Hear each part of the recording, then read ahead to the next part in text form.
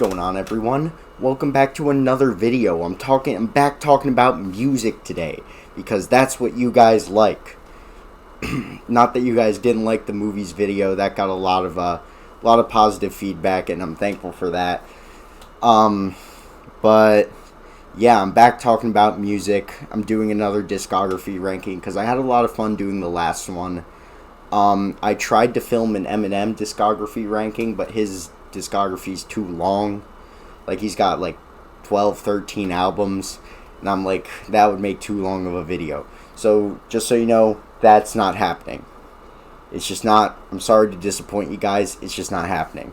But today I'm doing it with my second favorite artist of all time, someone that music nerds love, Radiohead. That's right, it's the Radiohead discography ranking. I'm going to be ranking the discography from my least favorite to my most favorite. Yeah.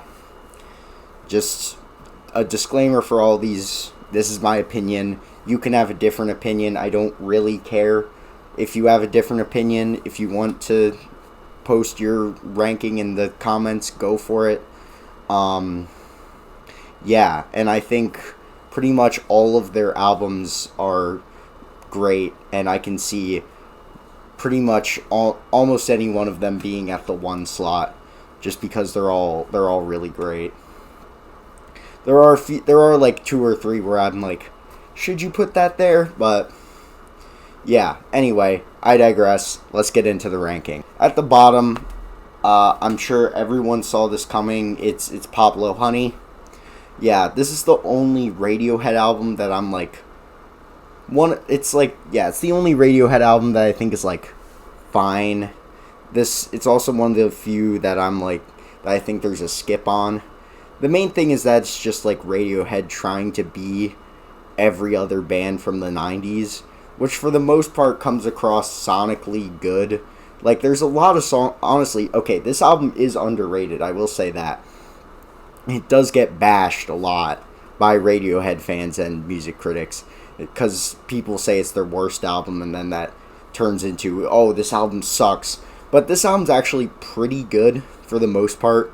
It has some great alt-rock jams, but it's just not like, it feels like Radiohead wearing someone else's clothes, and it doesn't like have that originality or that like the sauce that's there when you want to listen to a Radiohead song. It doesn't have that all the way, which is kind of why I put it down here. I also put it down here just because it's not as good. Like, they're up, like I said, it's not as consistent of a track list. And yeah, I feel like they do that, like, as they go on in their career, they go on to better things, and that's obvious. I won't continue talking about this. It's just not as good as the rest of their projects. If you've been holding out listening to this album because you think it's going to be bad, I would suggest giving it a listen. There's some great songs on there. Yeah. Next on this list is probably going to be The King of Limbs, and even now that I'm saying that, I'm kind of going back and forth with this and the one that's in 7th place. Because, yeah, they're just, I feel like after Pablo Honey, a lot of their albums are very close together in quality. But I'm putting The King of Limbs down here for now. That could change in literally minutes, but it's down here for now. Yeah, I just think this one doesn't have the memorable moments that the albums later in this list have. And it also doesn't really, like, make me feel that much. Like, I'm not really, like, when I'm listening to a track that's on The King of Limbs, I do like it instrumentally and, like, musically and sonically I like it, but, like, compared to, like, some stuff on, like, OK Computer, The Bends, Kid A, I'm not, like, in it, you know? And that might be a weird thing that, hopefully you guys get that. I'm just not as connected to this record. And yeah, I do respect them for trying something, because this record is very experimental. is probably their like second most experimental, and it comes off very jarring on a first listen. But I don't think it landed all the way on its feet, and it just kind of comes across as like an attempt at something rather than a full finished product of something, which is kind of why it's down here. It's just like, it's more of a, oh, look at what they tried to do, rather than a, oh, look at what they did. Which they do have, like, albums that are, look at what they did. And you probably know the one I'm referring to. But I'm not phrasing this the right way. I'm bad at explaining things. I'm sorry. Probably should not be a YouTuber then, but whatever. I'm talking about this. But yeah, it comes off as more of an attempt. Yeah, I do still really like this album, though. There's not really a track that I hate on it. Yeah, no skips on this album, in my opinion. I just like all the tracks, but they're not ones that I would say are all-time great Radiohead songs. At 7, I have Amnesiac, and Amnesiac, I feel like, is down here, one, because I think it's, as of right now, I think it's a little better than King of Limbs, just because of some standout tracks, like Life in a Glass House, or Knives Out, or like Spinning Plates, for something on the more electronic side. But I also feel like it is just kind of a worse version of Kid A. Like, on Kid A, it feels like they really mastered that, like, combination of, not even combination, that, like, electronic rock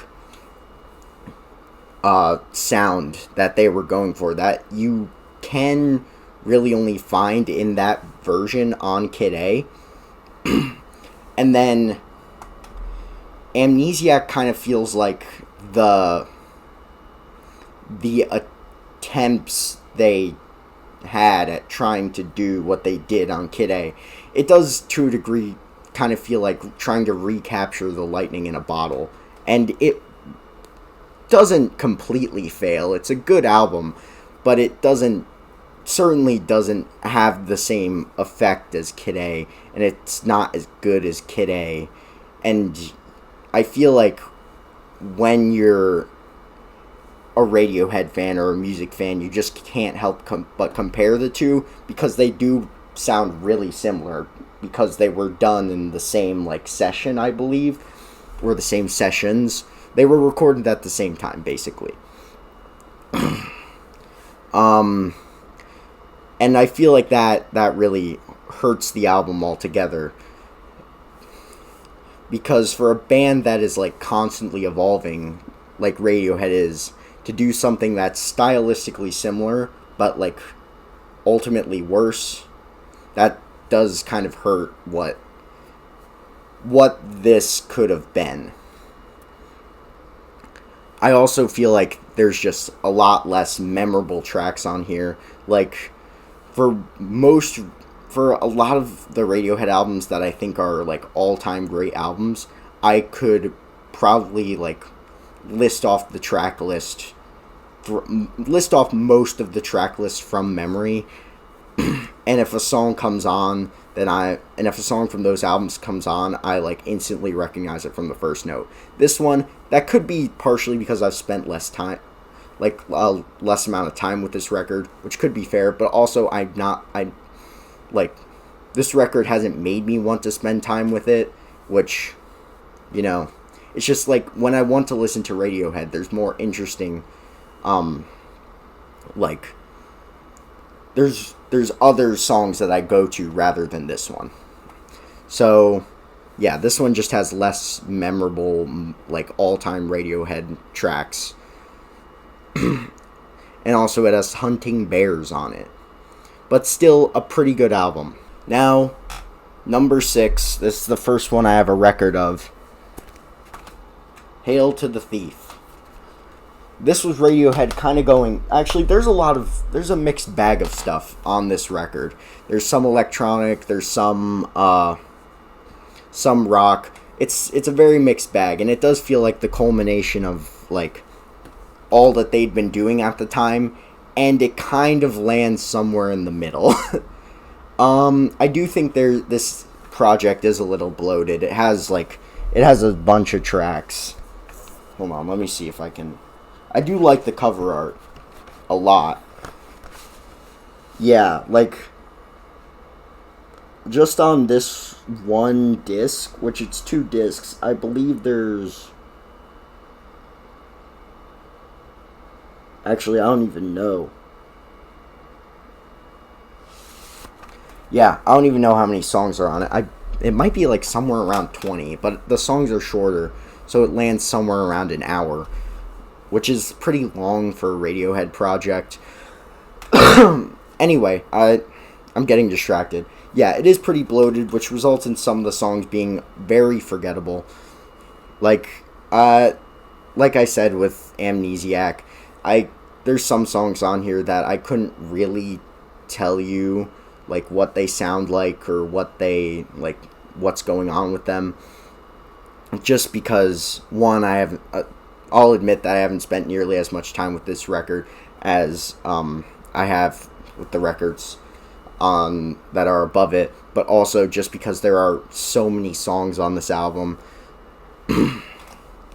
But that being said, there are some songs that provide like a really weird, like unique niche that they fill, kind of thing. Like there's no other song in their discography like "We Suck Young Blood," and I love that song. It's so eerie, it's so creepy, and I feel like that's kind of the benefit, I guess, of them bloating it, is that you get these like weird, like kind of niche filling songs. And I will say this album does have the second best Radiohead intro of all time, with 2 + 2 = 5. That song's explosive. It's absolutely incredible, and probably would land in a top 10 of my all-time Radiohead songs list. And yeah, there are just it is a very, like I said before, it is a very mixed bag of genres. Like what's the song? There's some like electronic-esque songs, but there's also like some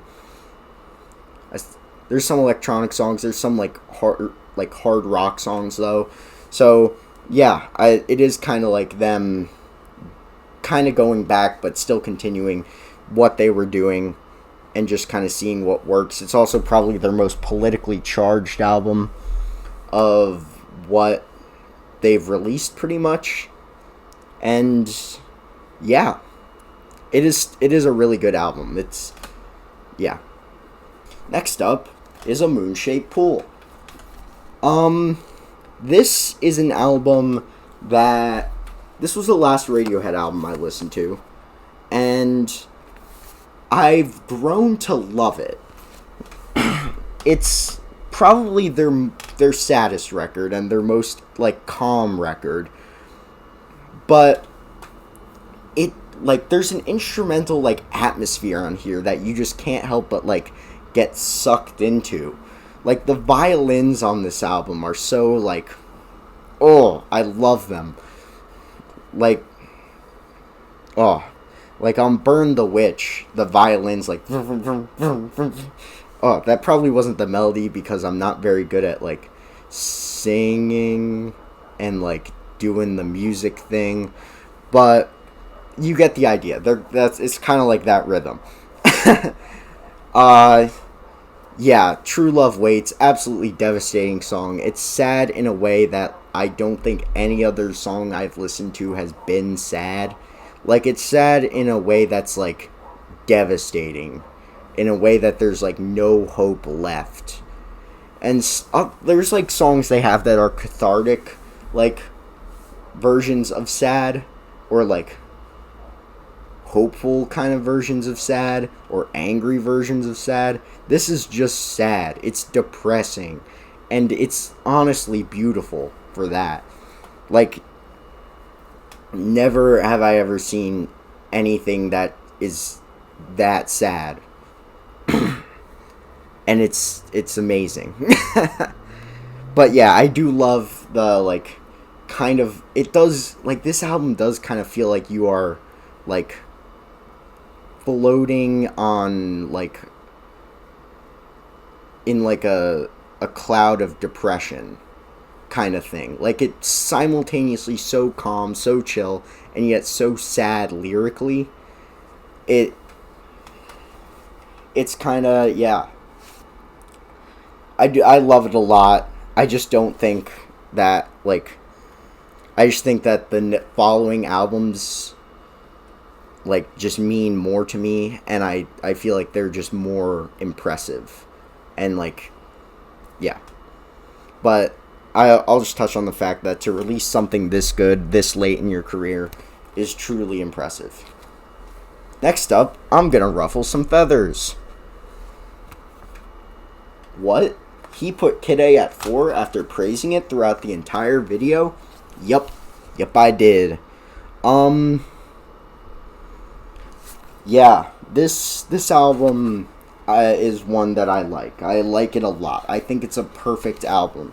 I think it's a 10 out of 10. But when I look at this track list, there's some filler. There's some I don't even want to say filler, but there's some dips. And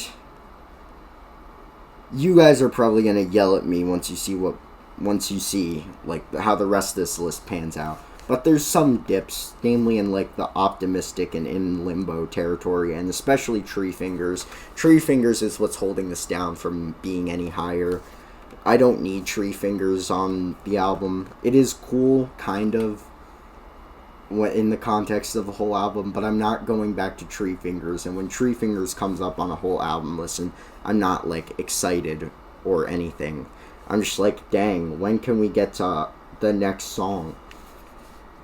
But yeah, this album is absolutely incredible.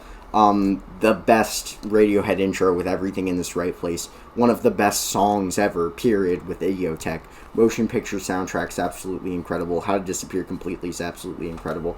Kid A, the title track, is probably the Radiohead song that's grown on me the most. I love those like synthy keys, and like what he did with his voice initially kind of like threw me off a bit, but after listening to it a bit more, I just grew to love it. The national anthem is so jazzy and so chaotic. I love it. Despite my criticism of Optimistic, I do still enjoy it. And this is the better version of Morning Bell. So yeah, that's Kid A, an absolute classic, an absolute perfect album. But this is the discography of one of the greatest music like groups of all time that we're talking about. So you're tough luck, I guess. Next up, we have In Rainbows. This was the first record I ever bought. Yeah, just looking at this track list, it's pretty perfect. This record does mean a lot to me personally, and I'm not going to get into that, but it does. So that's kind of why it's higher up. But yeah, it also does have some of my favorite songs of all time. 15 Step is incredible. Like just that intro, you just know what's going to happen once you hear those drums. Body Snatchers, incredible. Nude is probably one of my favorite songs of all time. Weird Fishes, I really love. Probably not my favorite song off this album, but great song. All I Need, so good. So good. Faust Arp is great. Reckoner, great. House of Cards, great. Jigsaw Falling Into Place, that bass line is incredible. Videotape, one of the best written songs ever. Like, the lyrics on this are... Love that song. Yeah, this is just amazing. And I do think it did kind of like... I do like that it's like a more tamed version of their like still rock oriented style. Like they went back to do the rock thing, but they did it in a more calm, chill way, so that it was still introducing something new instead of just like repeating. So yeah, that's one of their best albums of all time. and that's one of the best albums of all time. It's a perfect album. I just like these next two more. Alright. Okay, Computer. Yep, it's one of the best albums of all time. No one's surprised. It's a perfect album. It blends rock and electronics in a perfect way that almost no other album has done. It has probably some of the best songs on it. Best songs ever on it. There's pretty much no filler in this album. Why is it at 2? I just like the other one better.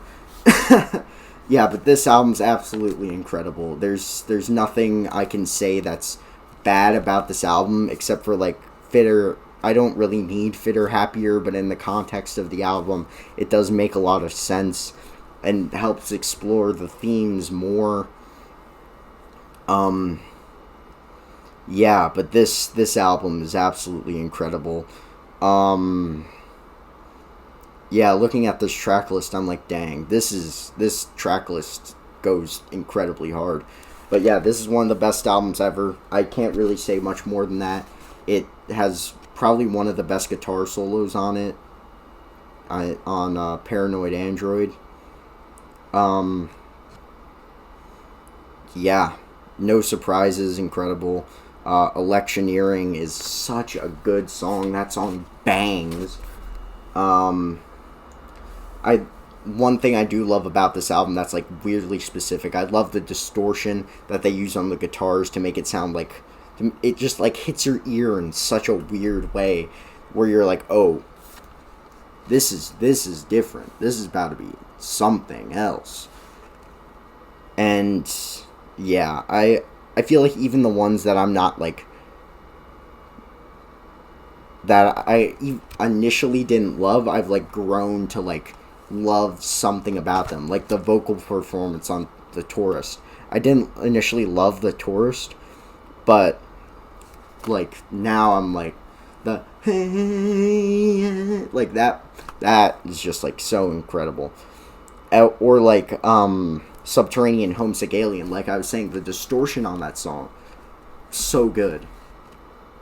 I don't know. I just love this album. I could talk about it for days, but I won't, so I can get to my true favorite. It's the Bends. Yeah. I'll give you some time to write your angry comments, but remember, this is a favorites list. I do think that Kid A and In Rainbows and OK Computer are more impressive albums artistically, but there's something about when I listen to the Bends, it has a sound that feels like a warm blanket to me. And it's even the songs that are like very alt rock, I'm like, I just love these. Yeah, this is an album that I will unapologetically love until the day I die. Like, it's just like my comfort album, pretty much. It has probably one of my favorite Radiohead song of all time with Fake Plastic Trees.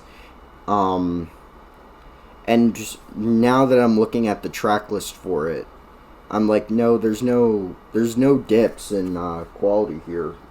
There are some that I'm like, that I can kind of hear that it's like not as good, but in my like heart, I'm like, this bangs, like this goes so hard, like just the song. When I hear it, I'm like, oh, this is like something that people would write off as like normie alt rock, but that song goes so hard. Or like Sulk or Bones, like those two, same thing, but those go incredibly hard, and sometimes you just need that. Like, there's not a logical reason as to why I like this. It's more of an emotional thing that when I put on this record, it's just like a warm, like, little a hug. No, but it's just like a comfort album for me. So I will always and forever say this is my favorite Radiohead album. And I will always and forever say this is the best Radiohead album. Not only because I like it, but it also showcases some of their, like, it showcases them starting to be more artistic while still having those, like, alt rock isms that I really like. So if you enjoyed, be sure to like, comment, and subscribe. Yeah, turn on those notifications if you want to get notified when I drop. I don't know when that will be, but it might be soon. Comment your ranking of Radiohead albums down below if you want to, yeah, I don't know, if you want to do that. And, yeah, if you want to get angry at my ranking, go ahead. But yeah, for now, that'll be all. See ya.